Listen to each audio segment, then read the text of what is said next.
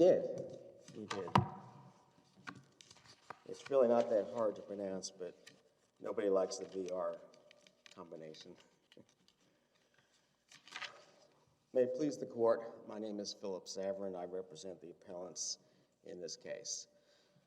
The question presented is whether sheriffs who cannot release individuals without a court order nevertheless have a constitutional duty, and I emphasize constitutional duty in this context, to investigate the legitimacy of the judicial process in order to fulfill their obligations as sheriffs. And we believe the answer is decidedly no, and for that reason we ask the court to reverse the decision, contrary decision of the district court. I know the court is familiar with the record, but just very brief chronology I think would help focus the argument. After a vicious crime spree in 2005, Mr. Harris came before a court and was ordered held without bond. That was in April 2006.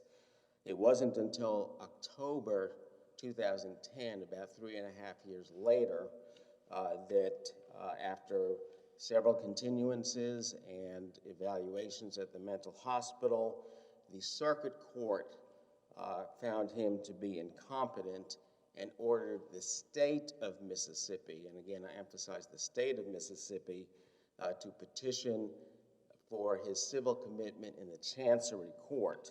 It's important to note that the criminal charges remain pending. The circuit court made that crystal clear.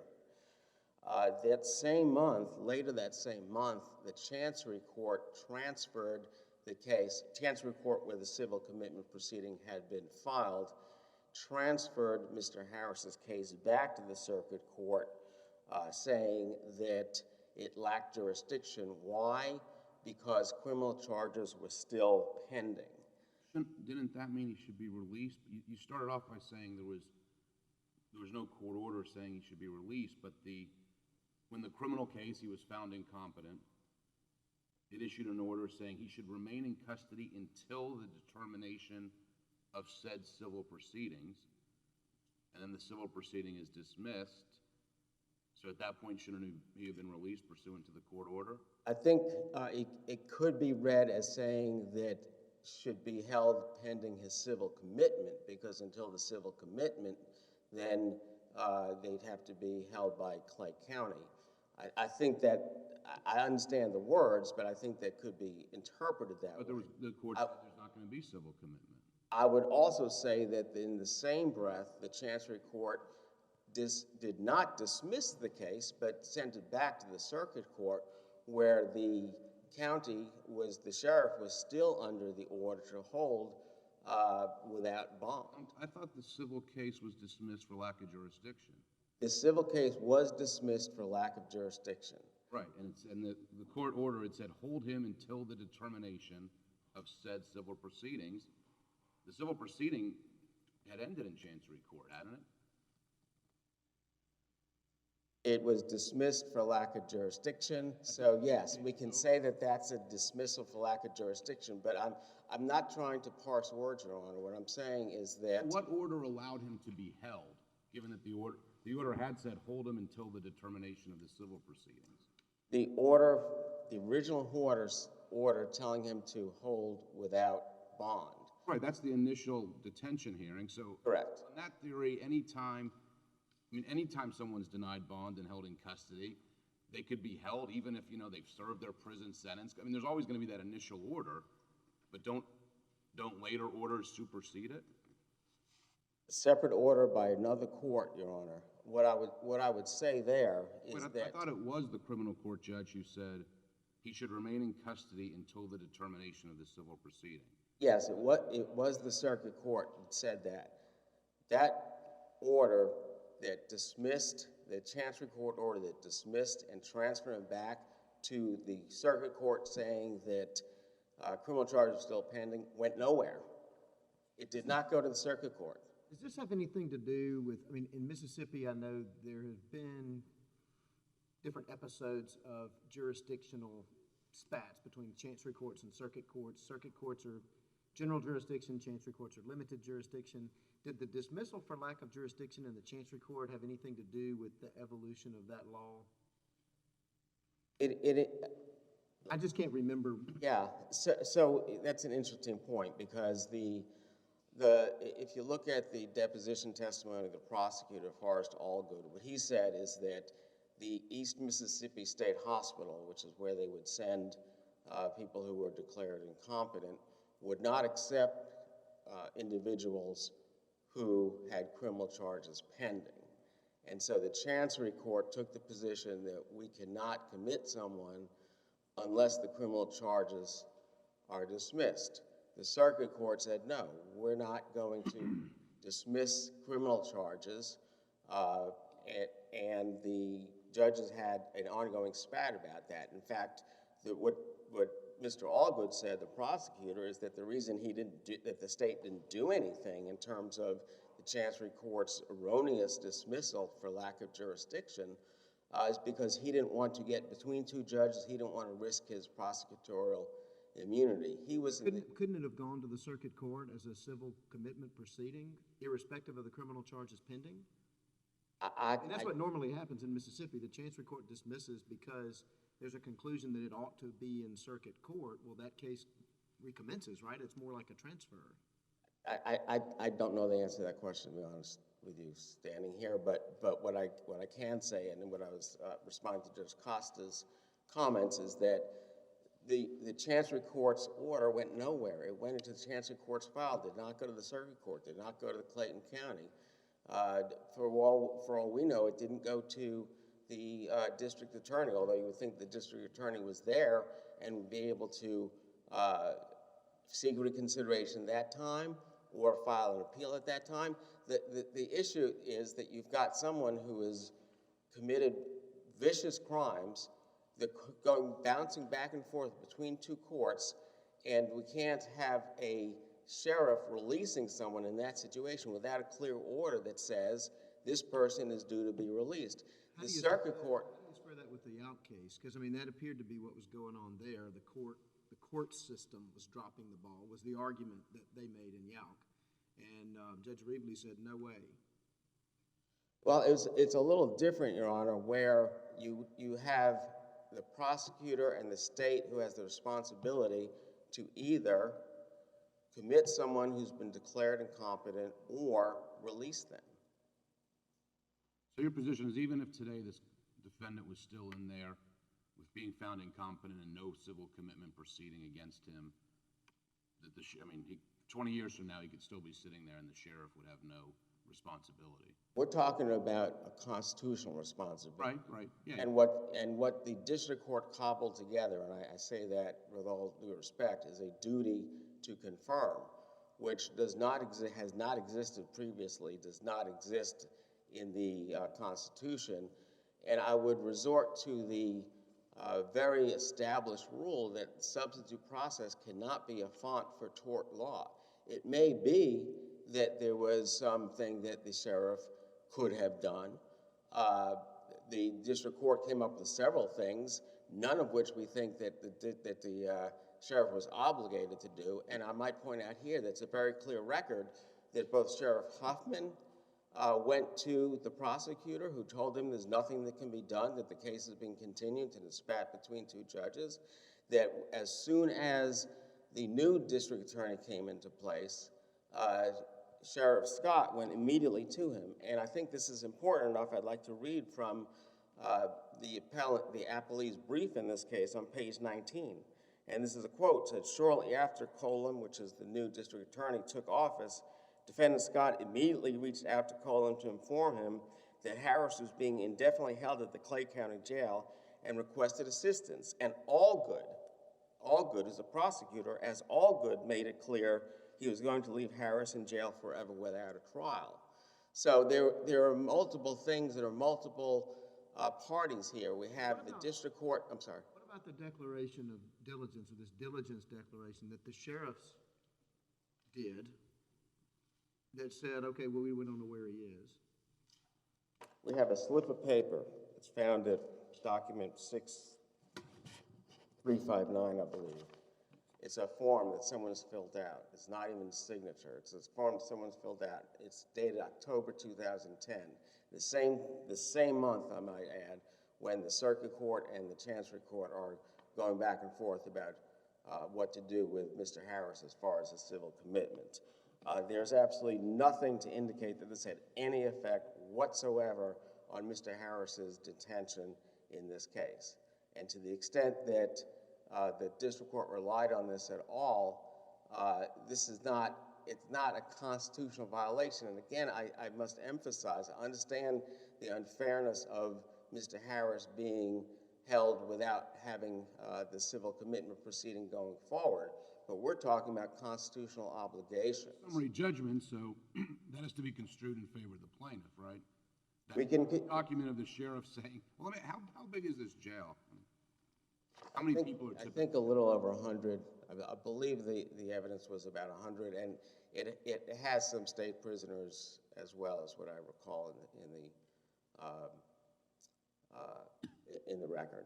But what I would say again is that you've got a slip of paper that somebody filled out a form. This has nothing to do with what happened to Mr. Harris or why he was detained this period of time. He was detained because the court did not do the job, because the prosecutor did not do the job. And again, I emphasize that both Mr. Huffman and Mr. Scott went to Mr. Allgood, the prosecutor, and said, we don't need to have someone who's insane, who's incompetent in our jail. He's difficult, he's a challenge, it's expensive, and they were told there was nothing that Mr. Allgood said there's nothing he could do. In fact, Mr. Allgood said he discouraged Mr. Billy Perkins, who was the jail administrator, and that's at page 4233 in the record, from getting between the judge because he said you don't get between two judges. As soon as there was a new prosecutor, they went again. In fact, Mr. Scott, the new sheriff, said I brought every speck of paper I had on the file because I wanted to make sure that something was done about moving Mr. Harris's case along. And finally, the new prosecutor wakes up and goes to the court and says, we need to have him committed. And even at that point, that's in 2016, he then is evaluated and the process goes forward. And when the state finally moves to null pros the case, what does the court do? He dismisses it without prejudice so that the criminal charges could still be brought. So it isn't until 2017 that the charges are actually dropped.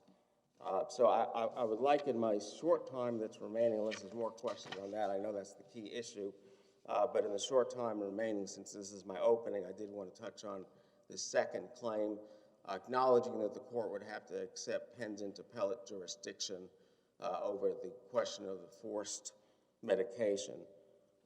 And what I would say here is there's one thing that I overlooked in the brief, and I apologize for it. It is clear in the record, in fact, from the plaintiff's, from the appellee's brief as well, and that is that Mr. Huffman was no longer the sheriff in February 2012 when this incident took place, so he could not be, his conduct could not be attributed to the county at that point as a final policymaker.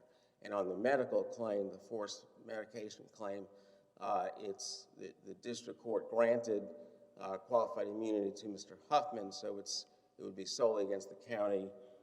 So I think on that. What allows pendant jurisdiction against the county in our circuit on a qualified immunity appeal? Well, it's a general.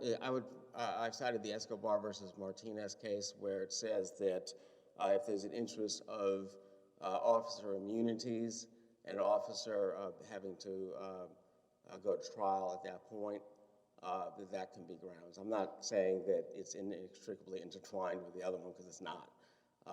And I realize that's within the court's discretion. The plaintiff's argument, Mr. Harris's argument, is premised on him having been a free man after the Chancery Court's order requiring informed consent, and yet in the complaint, paragraph 118, Mr. Harris says very clearly that he was not competent to give consent for medication. Mr. Huffman did not decide to medicate him. That was prescribed by doctors because he was exhibiting aggressive behaviors, smearing fecal matter, verbally aggressive, agitated, and pacing. Just as in the Bastillo case that I cited, just as medical personnel cannot be held constitutionally responsible for excessive force where they're complying with instructions from police officers, the converse or opposite of that would stand as well. To hold Mr. Huffman as a final policymaker, which he wasn't at that point, liable for medical decisions would not make sense as well. So unless I see my time is out, but I'll... You saved time for rebuttal. Yes. Mr. Bryant?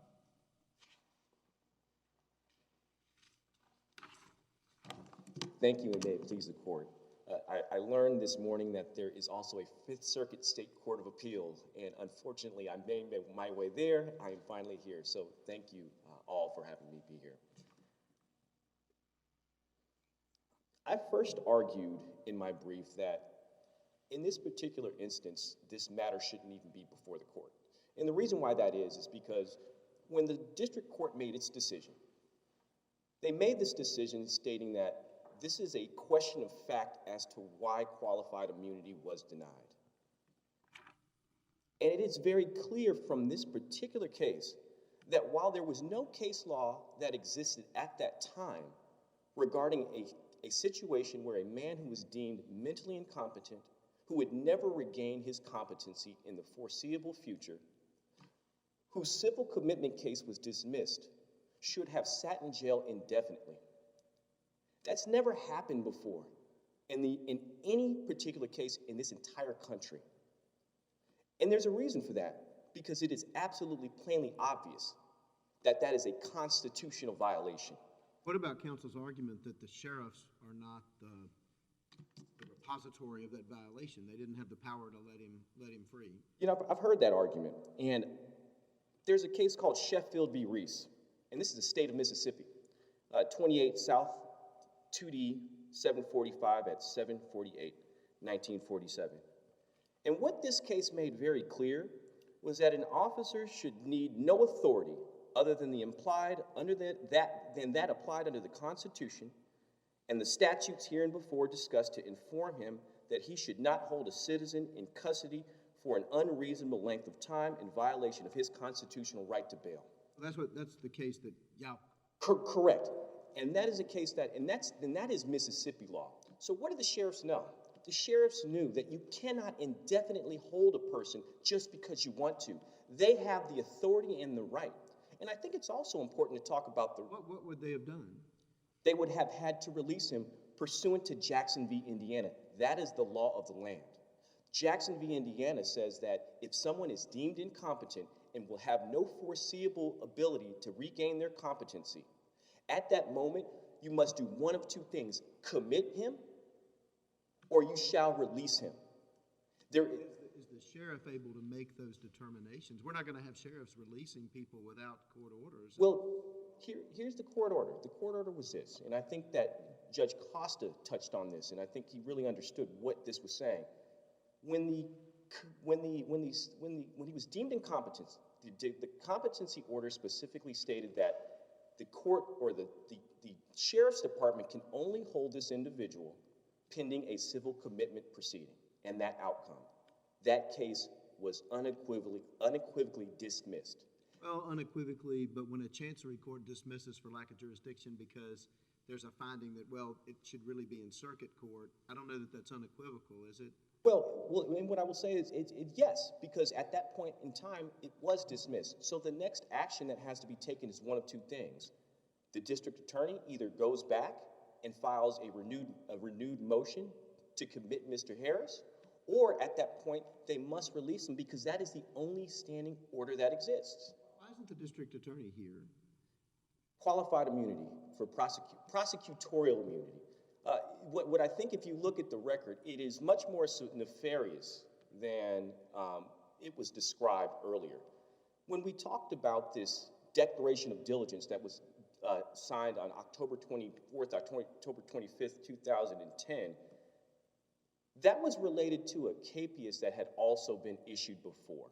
And if you look at the record as to what Sheriff Huffman says, he testifies that, yes, I knew that I couldn't hold him for the issues related to this particular case where he was deemed incompetent, but there was this other order out there. And that other order he was talking about was this capias that was issued, and that had remained under seal. And so what ended up happening was they knew he was in their custody, and they signed a declaration of diligence saying, we can't find him, we don't know where he is. So he never appeared to the court on that particular matter. And that is the order Laddie Huffman, in his testimony, was attempting to argue, that's why I was holding him. And when the district court saw that, they said, this is pretty outrageous. You had a district attorney who made this argument, well, you know, the courts were fighting, and Laddie Huffman, he went to the judge. Well, you know what the judge said in this case later on? And I cite this in my brief. The judge in this case said, the circuit court had no clue Mr. Harris was sitting in jail. So that is in direct contradiction to what Laddie Huffman is saying. What we also know Mr. Allgood did is, when a jailer at this facility went to him and said, hey, you know, we've got this guy, he's here indefinitely, what do you want to do? Should I go to the court? He tells this guy, well, you can do what you want, but I'd advise you not to. So this idea that there were all these different steps that could have been taken, if they were so concerned, why didn't somebody go down to the court immediately and raise this as an issue? But the somebody would have been the prosecutor, correct? Not necessarily, no. Not necessarily. And the reason... Prosecutorial immunity, absolute? Well, it was granted for summary judge. That's an argument for another day. Yeah. So in my opinion, there was no case law out there where you had an issue. There was nothing that existed before. No prior existing... It can't be appealed until there's a final. Correct. That's exactly right. That's an issue I plan on addressing. And I think another very important issue here, and this is something that has never... Prosecutorial immunity is absolute. It's not qualified. It's an absolute. It's... As long as it's, you know, you have a prosecutor who's off duty doing something, they don't have immunity. But if it's within the scope of their duties, it's an absolute immunity. Correct. Just like judges have. Correct. And we're trying to argue, did he at some point step outside of this very narrow scope? And I think what the district court said was, as egregious as we think this might be, assuming that we take the plaintiff's argument as fact, there's really nothing you can do because he was still operating as a prosecutor at that point. And there's very limited, there are very limited remedies for that outside of a bar complaint. I'm just grappling, I guess, with what the sheriffs were supposed to do. Of course, you've got the out case that addresses it. That was a sheriff. And our court was pretty clear on that. But you know, they don't go to court. The prosecutor goes to court. That's, I mean, and the judges are the judges. They're there. But what are the sheriffs supposed to do? Well, I think we're skipping a step. It's not about going to court. At this point, there was an order. There was a competency order. It was very clear. And I understand that one might argue, well, you could re-bring a civil commitment case, but that wasn't the case. You could have done that, but you also would have had to go back exactly what the next DA did. They went back to the criminal court. They addressed the issue. They actually got a confinement order so that he could go back to the Chancery Court to address this issue. That's what should have happened. Short of that, you have to let somebody go because it is their constitutional right. You can't disregard Jackson v. Indiana. And again, O'Connor Donaldson addresses this same thing. And what does a sheriff have to do? The sheriff, yes, he does it. He releases somebody. He looks at that order and he says, all right, well, there isn't a pending civil commitment case. I know it's been dismissed. So at that point, hey, I've got no other obligation but I'm a defender of the Constitution. I have to abide by the Constitution. The state of Mississippi has said this in Sheffield v. Reese, Jackson v. Indiana, O'Connor v. Donaldson. They have all said you have to release this individual. So yes, the onus is on this sheriff. And I think what's also important, in his testimony, he's like, well, I'm not going to release him. I was under the impression that at some point he will be tried. The whole point of this, to really understand what was really happening, why you have a declaration by sheriffs, both Sheriff Husman and Deputy Sheriff Scott, they both signed it. They made a false representation to the court saying we don't know where this guy is. The point was to keep him there long enough so possibly he would gain his competency. At some point, when Allgood was no longer there, Scott finally got the courage to talk to somebody else. And that was really sort of covering his own self. He knew he had done this for so many years along with Laddie Huffman. They run into the issue of, all right, well, maybe we don't have somebody who's going to necessarily force us to continue with this unconstitutional act. Let me talk to the next district attorney, and that's why this man was eventually released. I think that what we really have to look at here is you cannot indefinitely hold an American citizen in a prison where the case law is clear he cannot be held. And that onus is on that sheriff. And it's been very clear. So I would argue they keep saying there's no court order. There was absolutely an order. The order said you can't hold him any longer than this commitment proceeding. It didn't exist. There's something that's very important about this case that I address in my brief that's never been addressed before in this country. And it's also this question, and I'm not sure if this is a question that the court's going to answer today. I hope that it does. What was Mr. Harris? Was he a free man, or was he a pretrial detainee? From reading the case law before this and looking and taking common sense, you would say he would have to be a free man. And why would that be?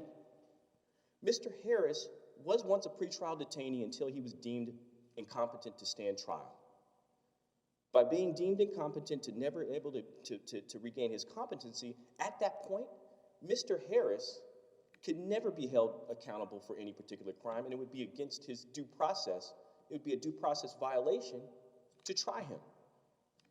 So what the courts have said is, at this point, a person who could never be tried, who will never be held accountable for any alleged crimes, you're innocent before proven guilty, commit that person and you release them. So if Mr. Harris can never be tried for a crime, and he was not committed, and he was supposed to be released, that makes Mr. Harris a free man. He is not a pretrial detainee because he could never stand trial. And so the rights of a pretrial detainee are significantly less than that of a free person. And it's our Constitution, and while some people might not like that, that is what our Constitution says. And I hope that this court can make a determination finally that if you are deemed mentally incompetent and you could never stand trial, you are not considered a pretrial detainee. And I thought that this would be the only case that we'd see in the United States, but apparently we've discovered another case like this in Mississippi that's somewhat similar. And it's a challenge, and we have to address what are the rights of these individuals. And this goes into the second aspect of this case as it relates to the forcible administration of antipsychotic drugs. Again, I argue this is a question of fact.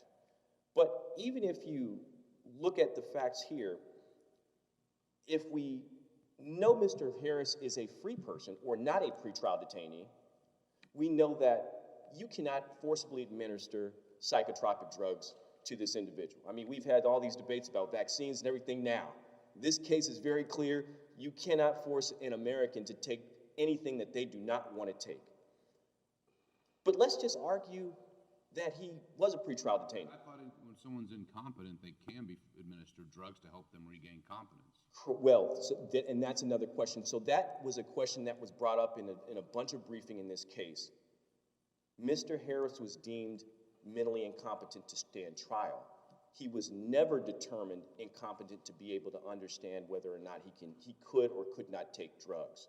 That was a very big, and when we briefed it through the doctors that originally were in this case and we resolved that matter, it had become clear that, yes, he was never deemed mentally incompetent to determine whether or not he could actually take drugs. In fact, they said that he was competent to say yes or no to whether he could take medication, but he could not understand. His schizophrenia was so bad, he could not understand the legal process. So that's why he was deemed incompetent.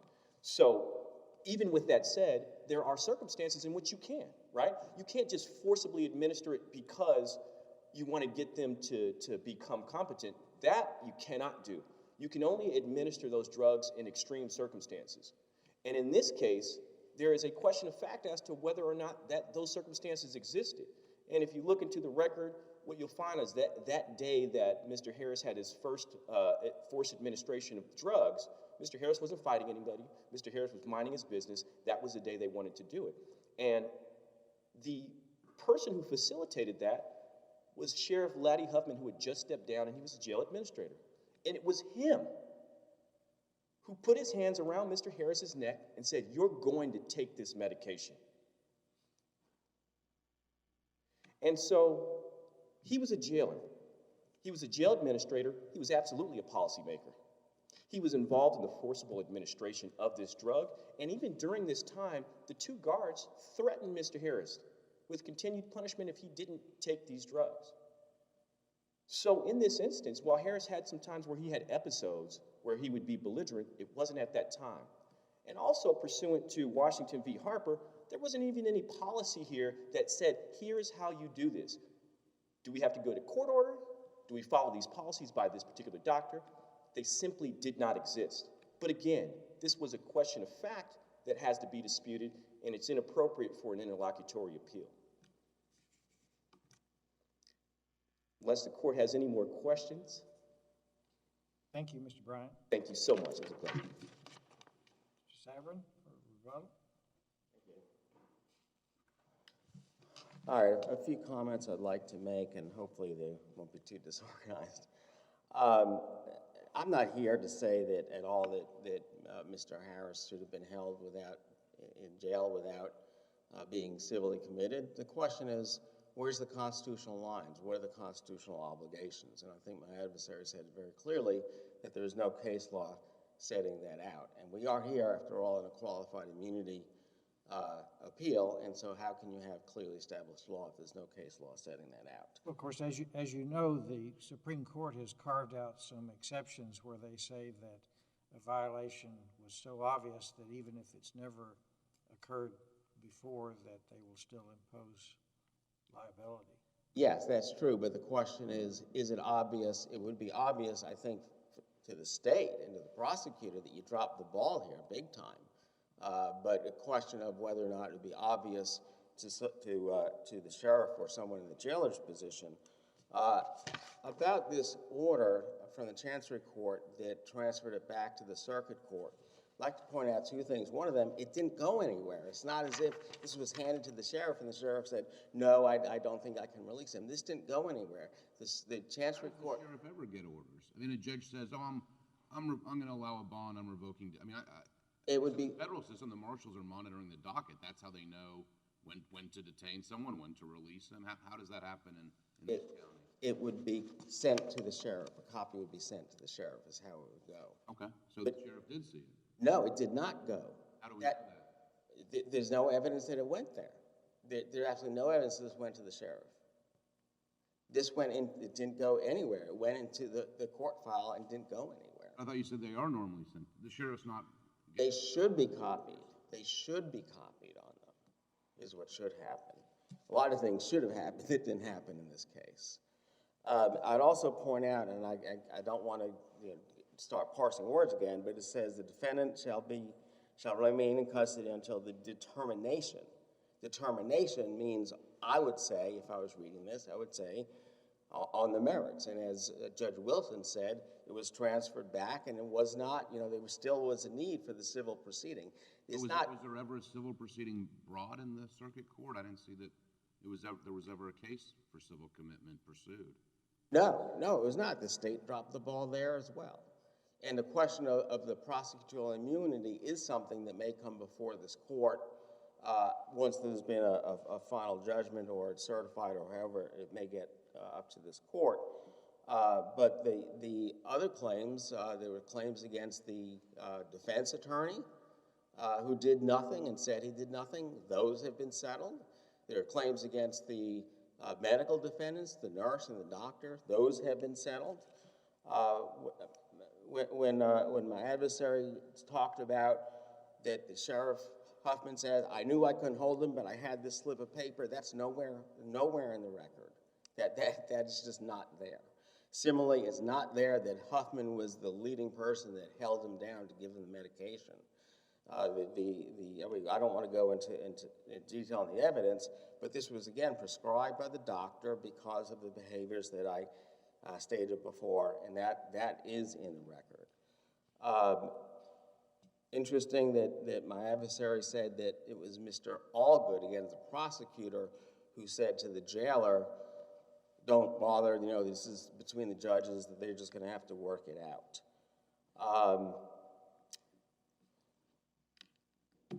The forced medication, the question of that, I just wanted to read paragraph 118 again of the Fourth Amendment complaint, which is the operative one here.